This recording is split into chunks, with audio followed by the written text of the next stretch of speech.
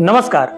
पिछले एपिसोड में मैंने आपको बताया था कि कृष्ण भगवान से दोनों सहायता मांगने के लिए जाते हैं। कृष्ण भगवान शर्त रखते हैं, उस हिसाब से अर्जुन कृष्ण भगवान को मांगते हैं, दुर्योधन और कृष्ण भगवान की सेना को लेकर के आ जाते हैं। उसके बाद क्या आता है कि पांडवों की तरफ से धृष्टद्युम्न को सेनापति चुना जाता है, जो ध्रुपद के पुत्र होते हैं। वहीं कौरवों की तरफ से भीष्म पितामह को सेनापति बनाया जाता है। उसी सेनापति बनाने के क्रम में भीष्म पितामह कर्ण को रथी बोल देते हैं। इससे कर्ण बिदक जाता है। कर्ण बिदक के कहता है कि तब मैं इनके ध्वज तले युद्ध नहीं करूंगा।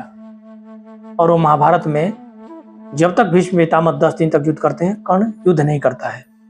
साथ ही उस बैठक में जब फिर पांडवों और कौरवों के सेनापति का चुनाव हो जाता है तो एक बैठक होती है और युद्ध का नियम बनता है, जिसमें ये रखा जाता है कि महारथी के साथ महारथी रहेगा, लड़ेगा, रथी के साथ रथी लड़ेगा, पैदल सेना के साथ पैदल सेना लगी।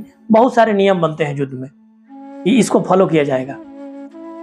और उसके बाद युद्ध की घोषणा हो जाती है और दोनों तरफ की सेनाएं कुरुक्षेत्र में आकर के इकट्ठी एक दूसरे के सामने खड़ी हो जाती है। अगर आपको ये कहानी अच्छी लगी है तो इसे लाइक, कमेंट और शेयर करें। साथ ही आप लोगों से हाथ जोड़कर निवेदन है कि आप लोग चैनल को सब्सक्राइब जरूर करें।